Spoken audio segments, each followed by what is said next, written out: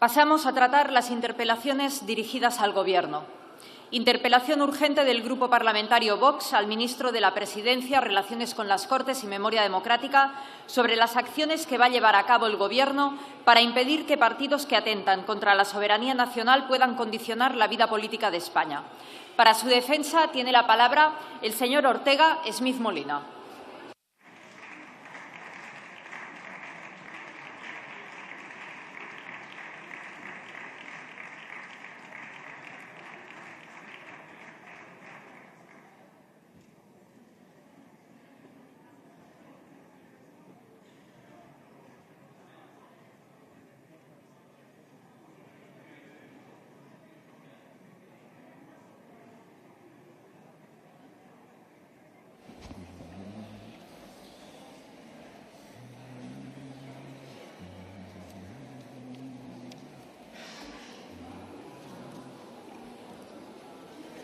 Señorías, les pido, por favor, que no se queden hablando en los pasillos para poder continuar con el Pleno.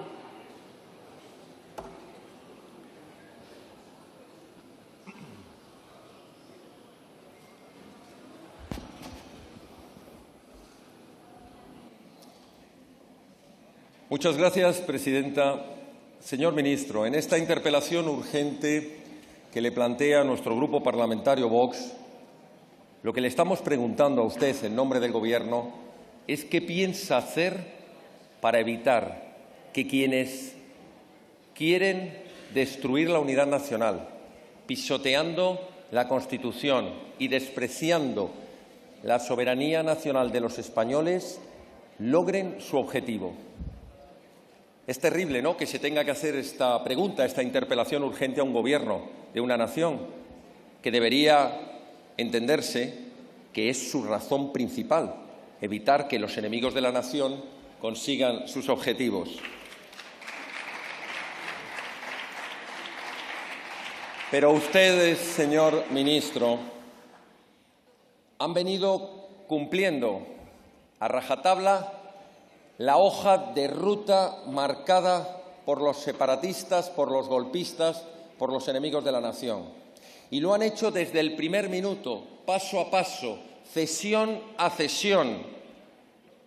Nació este Gobierno de la gran mentira, del gran fraude electoral que fue esa traición y esa cesión que hicieron a los enemigos de la nación, traicionando a sus propios electores, a sus propios votantes.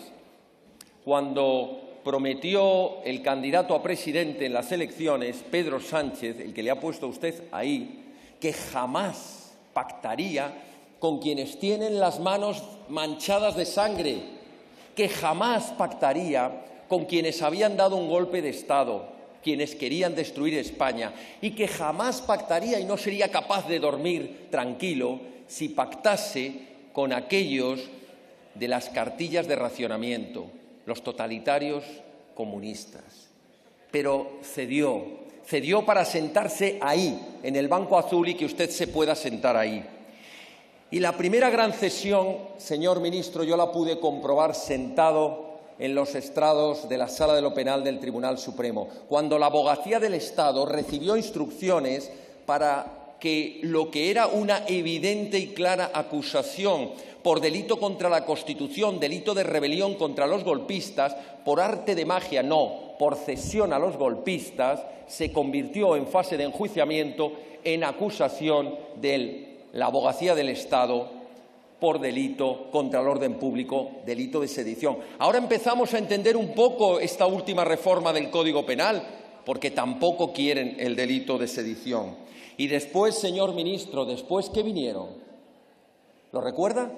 Después vino unas sentencias de la Sala Segunda y como no pudieron evitar esa condena, vinieron los miserables e indignos e injustificados, contrarios a ley, indultos para todos y cada uno de los condenados. ¿Recuerdan quién era el ministro de Justicia? Yo se lo voy a decir, el señor Campos. ¿Le suena? Es que es uno de los candidatos que ahora quieren poner en el Tribunal Constitucional.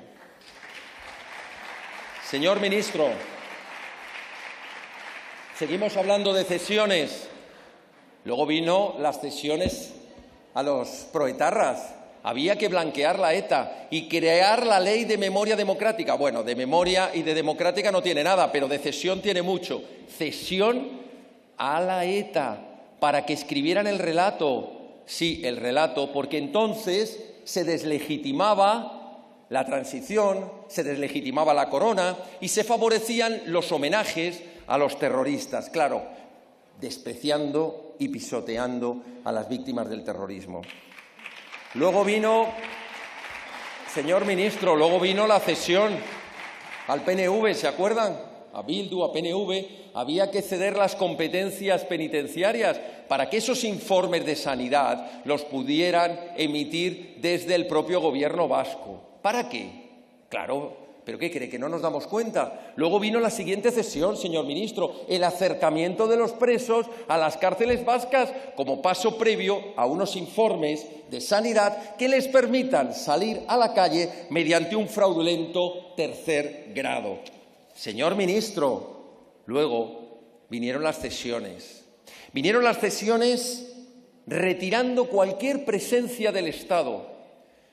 Su Majestad el Rey no podía entregar los despachos a los magistrados de la carrera judicial en Cataluña. Había que esconder al jefe del Estado porque representa la soberanía nacional, representa la unidad nacional. Y, por tanto, ustedes no hacen nada por la retirada de las enseñas nacionales, las banderas, en tantos y tantos edificios públicos de Cataluña, del País Vasco, de Navarra, etcétera, etcétera. ¿Por qué? Porque la presencia del Estado molesta a sus socios separatistas y, por tanto, una nueva cesión.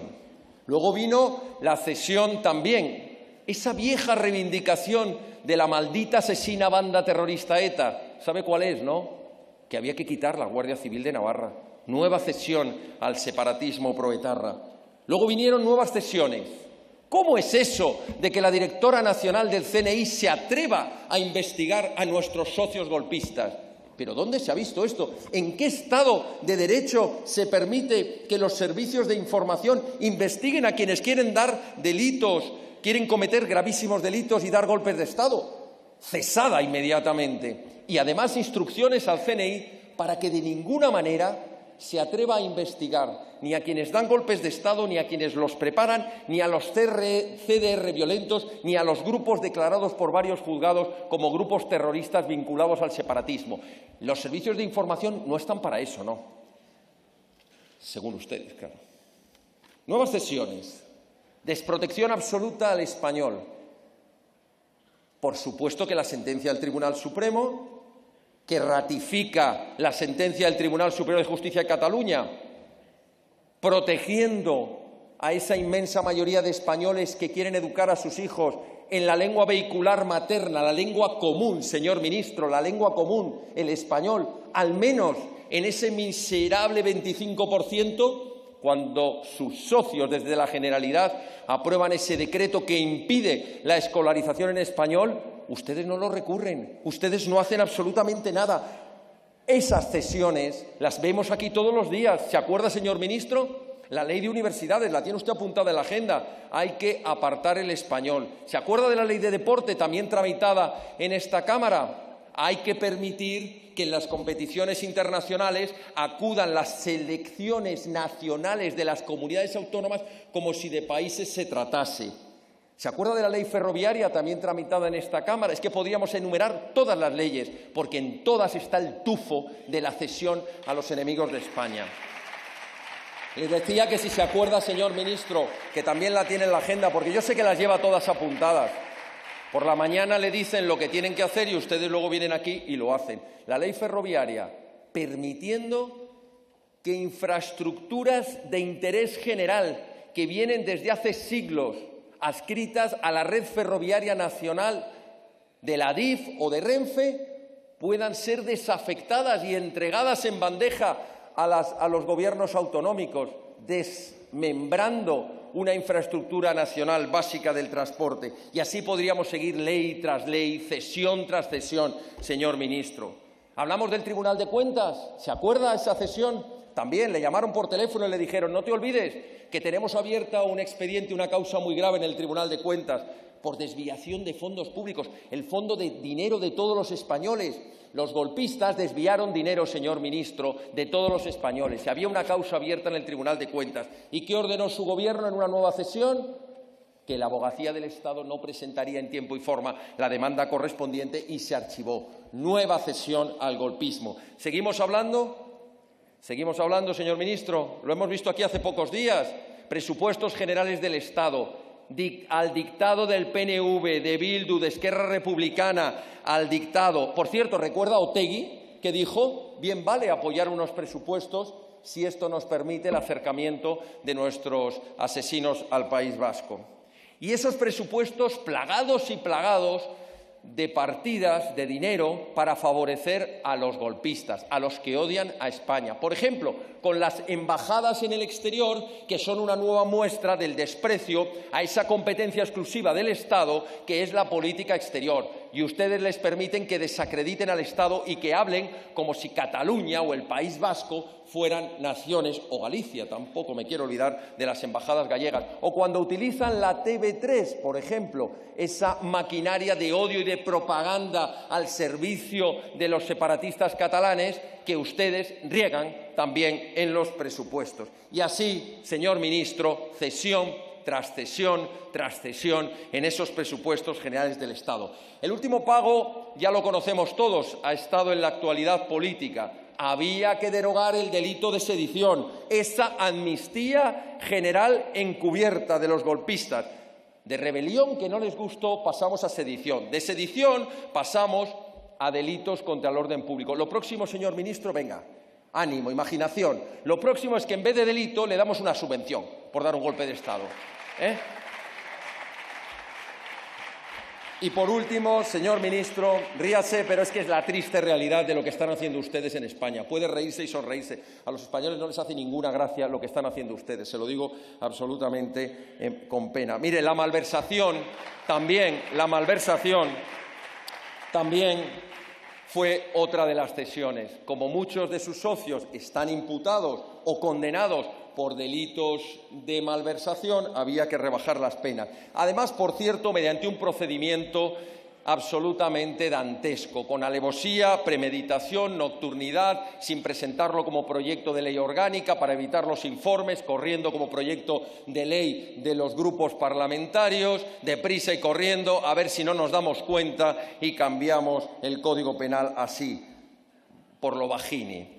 Y lo último, señor ministro, el terrible atentado contra el Estado de Derecho, contra el Poder Judicial, mediante las reformas que de momento han quedado suspendidas, digo de momento, del Consejo General del Poder Judicial, del Tribunal Constitucional, para lograr así, primero, que no prospere ningún recurso de inconstitucionalidad, como los estados de alarma que prosperaron gracias a Vox, para que ustedes puedan seguir aprobando las leyes que les dé la gana sin que haya un Tribunal Constitucional que les ponga freno. Y quién sabe, señor ministro, a ver si estoy yo imaginando demasiado, para favorecer un referéndum separatista y que no haya un Tribunal Constitucional que lo declare inconstitucional. Termino, señora presidenta. Señor ministro, no le interpela Vox, le interpela el pueblo español y la historia. ¿Van ustedes a hacer algo para evitar que los golpistas, que los separatistas, que los que odian a España y quieren destruir la nación, la soberanía nacional y la Constitución logren sus objetivos? ¿O van a continuar cumpliendo a rajatabla esa hoja de ruta que nos lleva al suicidio? Menos mal, señor ministro, que aquí estamos nosotros para denunciarlo y pronto en las urnas el pueblo español para ponerle freno. Muchas gracias. Gracias, señor Ortega.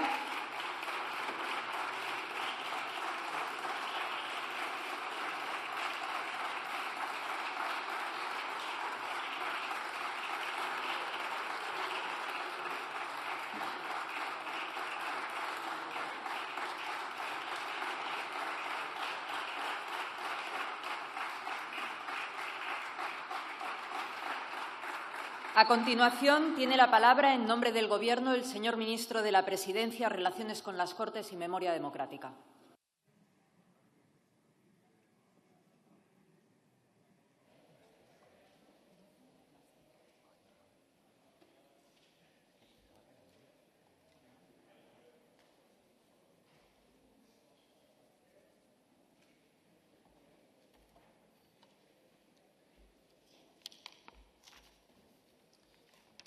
Buenos días de nuevo, señorías. Gracias, presidenta. Mire, yo creo en la utilidad del Parlamento, aunque escuchando algunas intervenciones pues uno tiene dudas, pero creo en la utilidad del Parlamento como un lugar de debate público en el que podamos no solo impulsar políticas públicas, sino también desde distintas ópticas ideológicas afrontar la realidad. Y por eso yo, si me permite, lo que haré en esta interpelación es un esfuerzo de explicación, de decirles a ustedes, que sé que lo entienden con dificultad, que este Parlamento y esta Cámara que ven ustedes es España. Que cuando usted dice aquí que está hablando en nombre del pueblo español, lamento decirle que ustedes representan un poco más del 10% del pueblo español, que al pueblo español lo representa esta Cámara, todos y cada uno de los diputados y diputadas que forman parte del Congreso, todos y cada uno. Por tanto, aunque su intervención no sea un ejemplo de sosiego, ni sea un ejemplo tampoco de una terminología que sea demasiado democrática, porque esto de hablar de los enemigos de España, pues quiere que le diga que no recuerda. Seguro que usted lo sabe tan bien como lo sé yo. Pues bien, dentro de ese contexto yo voy a hacer un esfuerzo de explicación razonada y razonable de lo que estamos haciendo desde el Gobierno y también de explicar los acuerdos a los que llegamos en esta Cámara. Mire, están ustedes preocupados por temas que afortunadamente ya están superados. Cataluña y la situación política en Cataluña era el principal problema de los españoles según el CIS en el año 2017. El principal, el primero y en ocasiones el segundo. Ahora ese problema lo sitúan los españoles, a los que todos ustedes representan, ustedes un poquito más del 10%, pero a la Cámara en su totalidad representa al pueblo español, hoy sitúan el problema catalán en el puesto número 45 de sus preocupaciones. 45.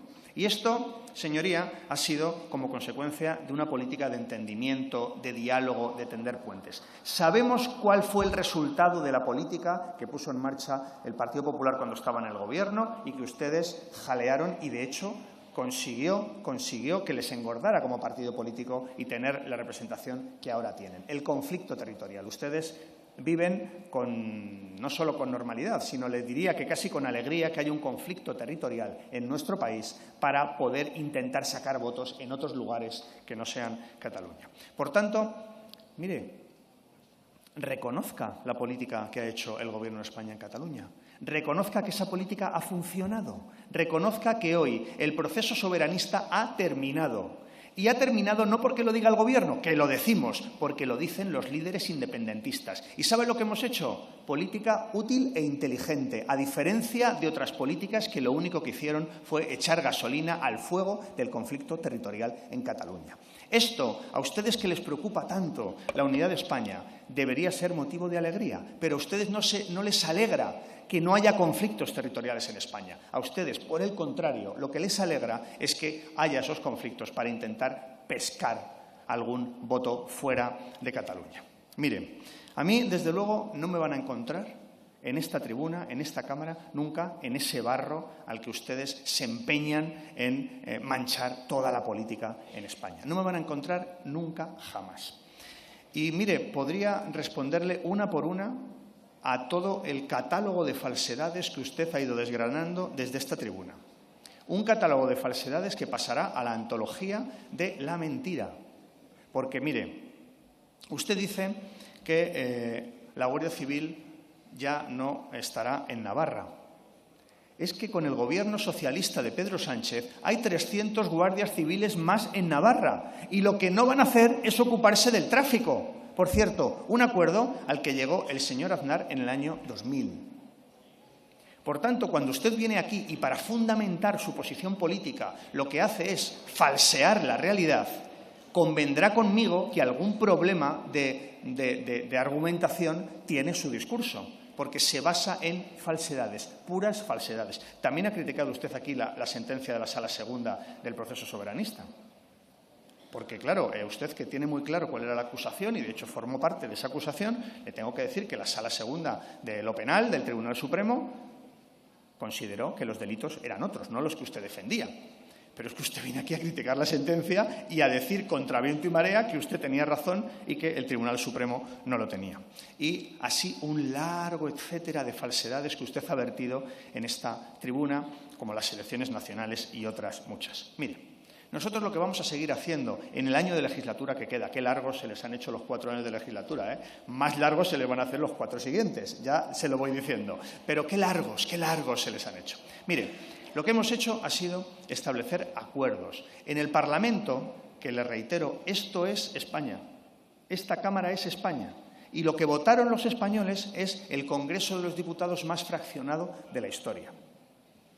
Y nosotros, claro que hemos tenido que pactar con distintas fuerzas políticas para sacar adelante iniciativas, para sacar leyes, para que España avance, para que España, en un momento de dificultad como fue la pandemia o como lo es ahora con una guerra a las puertas de la Unión Europea, lo que hagamos en nuestro país desde el Gobierno es proteger a la ciudadanía. Siempre, siempre con su voto en contra y con el voto en contra de la derecha. Porque, como les digo tantas veces, son ustedes intercambiables en lo esencial. Están ustedes en contra de todos los avances de nuestra sociedad democrática. Y eso se nota. Pero nosotros al acuerdo, a conseguir acuerdos. Mire, hemos conseguido ya aprobar 183 iniciativas legislativas en esta Cámara. Pero es que esta semana se van a aprobar más. La ley del deporte, que usted falseaba en este atril, se aprueba de manera definitiva en este Congreso esta semana. Pero es que el balance de la legislatura, lamento decírselo, es muy positivo para los españoles. Igual para la derecha y para la ultraderecha no, pero para los españoles lo es. Mire, durante la pandemia conseguimos proteger 3,6 millones de empleos. ¿Se acuerdan cuando ustedes hablaban de los despidos masivos y de los ERE masivos? Pues era falso, era falso. Lo que hicimos fue proteger a los trabajadores, proteger a 3,6 millones de trabajadores que, en lugar de perder el empleo, como seguro que hubiera pasado con un gobierno de la derecha y de la ultraderecha, lo que se consiguió fue protegerles y que cuando las empresas superaron las dificultades económicas pudieron volver a su puesto de trabajo. Pero es que ayudamos a los autónomos con una prestación por cese de actividad, ayudamos a las empresas con ayudas directas, ayudamos, en definitiva, a los ciudadanos españoles a pasar un momento de dificultad como fue la pandemia. También se acordará usted de otra tragedia que tuvimos que abordar, como fue el volcán de la isla de La Palma. También ayudamos con más de 500 millones de euros a esa isla de La Palma que nunca ha estado tan cerca del corazón de los españoles y nunca tan cerca de la península. Lo hicimos, por supuesto, con su voto en contra, porque ustedes, lo que sea proteger, lo que sea ayudar, están en contra. Ustedes a lo suyo, pero nosotros a lo nuestro, que es gobernar para la gente, para proteger a la ciudadanía y para hacerlo cuando hay más dificultades. También están ustedes en contra de las ayudas que hemos puesto en marcha, por ejemplo, en materia de carburantes. También han criticado ustedes la negociación que hizo el presidente del Gobierno en Bruselas, consiguiendo una excepción ibérica. ¿Se acuerda que el señor Feijóo ha hablado del timo ibérico? Vaya oportunidad para haber dejado que el silencio ganara la partida, porque esa que él llamó timo ibérico, finalmente lo que supone ha sido el modelo de toda la Unión Europea para enfrentarse a un precio desorbitado del gas. Por tanto, ha supuesto que se pueda bajar la factura de la luz.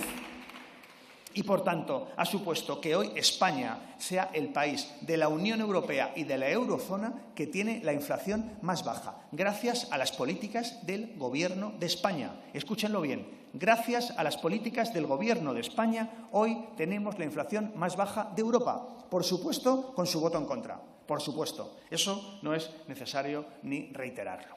Y también votaron en contra del presupuesto general del Estado. Porque, claro, 6 de cada 10 euros iban a inversión social, a políticas sociales. Ustedes están en otras cosas, pero nosotros estamos en proteger y en cuidar a la ciudadanía. También están ustedes en contra de que en estos presupuestos se incluya la mayor partida de becas de la historia, la mayor partida de becas de la historia.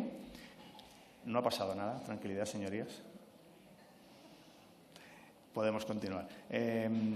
La mayor partida de becas de la historia y también una partida específica para atención primaria en la sanidad pública. Esa sanidad pública que allí donde gobierna la derecha o la ultraderecha se deteriora cada día con sus políticas. Por tanto, mire, le voy a decir algo que creo que le interesará. Usted hace una intervención muy dura sobre la modificación del Código Penal para europeizarlo, por cierto. Porque a usted le parecerá, igual,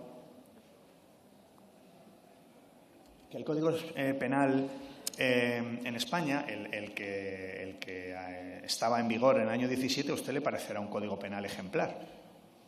Pero lo cierto y verdad es que no lo reconocen así ningún tribunal europeo, ni los tribunales italianos, ni los belgas, ni los franceses, ni los alemanes, ni el Tribunal Europeo, el TJUE, el Tribunal de Justicia de la Unión Europea. Algo pasaba con el Código Penal español, ¿no?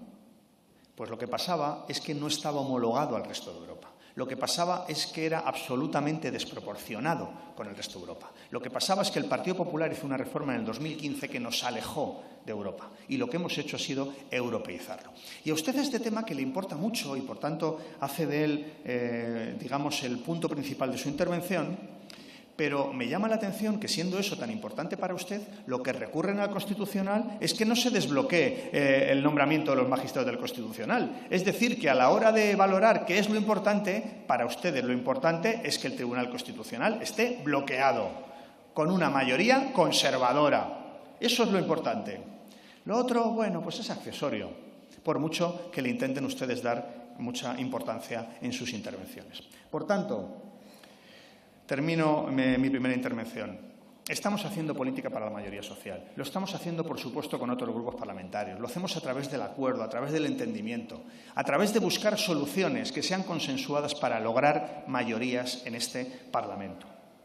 Y lo hacemos, sin ninguna duda, a diferencia de la derecha y de la ultraderecha, dentro de la Constitución y dentro de la ley. Y lo hacemos así porque el Partido Socialista, le recuerdo, que fue un partido fundador, creador de la Constitución española. Y por eso nosotros siempre defenderemos a España, siempre la defenderemos. La defenderemos de quienes quieren romperla y también de quienes quieren dividirla, como ustedes. Por eso el Partido Socialista es garantía de convivencia, de entendimiento y de Constitución. Muchas gracias. Muchas gracias, señor ministro.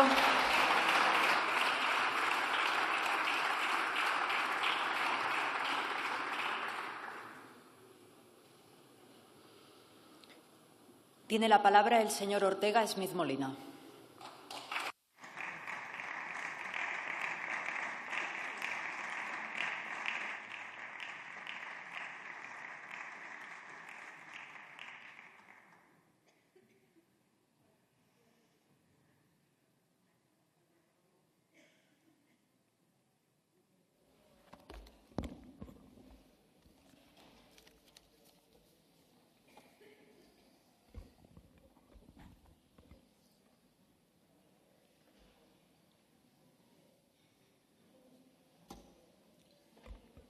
Muchas gracias, señora presidenta.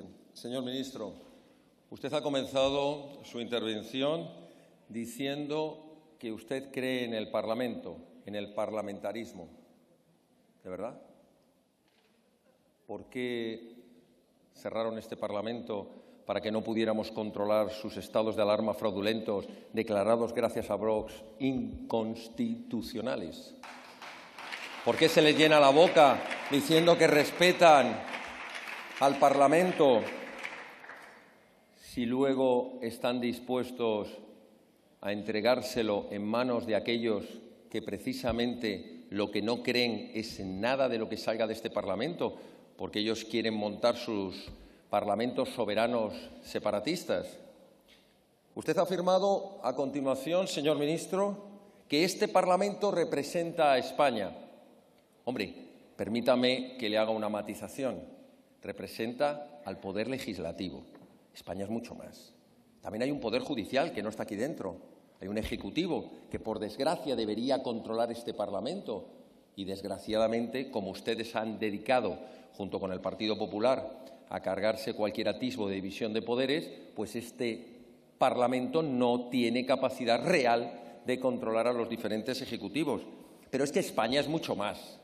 España es su historia y España son millones de españoles que, por culpa de gente como ustedes, no se siente representada en esta Cámara, porque han creado ustedes una absoluta separación entre la política ficción y la política real, la que está en los campos, en los mercados, en los talleres, en las colas del paro, esa España, que es la España real, la que está pasando frío por culpa de sus negacionismos y sus políticas de absoluto fanatismo climático a expensas de poderes extranjeros. Esa España que pasa frío o que no puede poner el aire acondicionado por sus políticas, no se siente representada en este Parlamento.